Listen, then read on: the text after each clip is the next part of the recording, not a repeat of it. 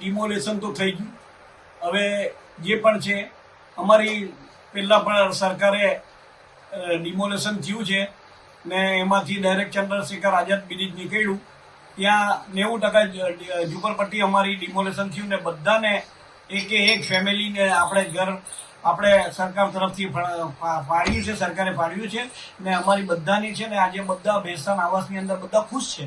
તો હવે આ લોકોને કઈ રીતે મદદ કરવામાં આવશે? હવે આપણે આ 90% ઝુંપડપટ્ટીને ડાયરેક્ટ ફાળવી આપ્યું સરકારે.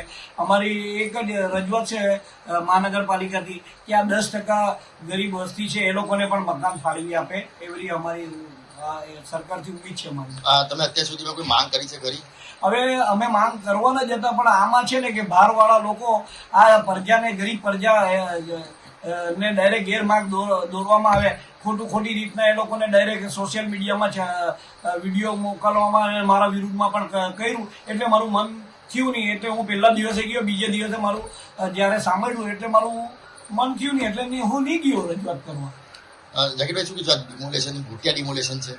ખોટી વાત છે, બિલકુલ. કઈ રીતે ખોટી વાત છે?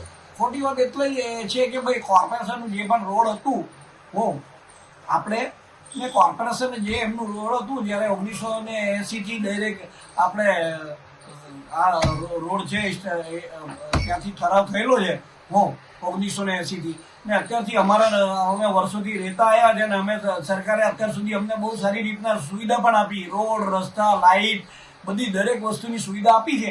હવે સરકારને એવું થયું કે ટ્રાફિક વધારે થાય છે ને અહીંથી ડિમોલેશન કરવાનું, રોડ રસ્તા કાઢવાના, તો સરકારે ડાયરેક્ટ અહીંથી રોડ રસ્તા કાઢી. હવે સરકારથી એક જ ઉમ્મીદ છે કે બધાને તમે રૂમ ફાળી આવ્યા, આ અમારી ગરીબ વસ્તી જે બાકી છે એ લોકોને પણ ડાયરેક્ટ તમે ફાળવી આપો એટલી સરકારથી નમ્ર વિનંતી છે. સાહેબ, એવું કહેવામાં આવે છે કે બિલ્ડરના ઇશારે આ મકાનો તોડવામાં આવ્યા છે. બિલકુલ તદ્દન ખોટી. બિલ્ડરની જગ્યા જ નથી આમાં. બિલ્ડરની જગ્યા હોત તો આપણે ડાયરેક્ટ બિલ્ડરનું એમાં કોઈ લેવા દેવું જ નથી. અમે હું કામ ખોટું બિલ્ડરને બદનામ કરીએ? બિલ્ડરનું કોઈ લેવા દેવું નથી દૂર સુધી. તો મહાનગરપાલિકા કેમ નથી સ્વીકારી કે એ લોકો ડિમોલેશન કર્યું છે? હવે કોર્પોરેશન ડાયરેક્ટ મહાનગરપાલિકા સ્વીકારતું નથી એ લોકોની ભાઈ આપણે હું ખબર છે એ લોકોના મગજમાં શું છે એ મને નહીં ખબર.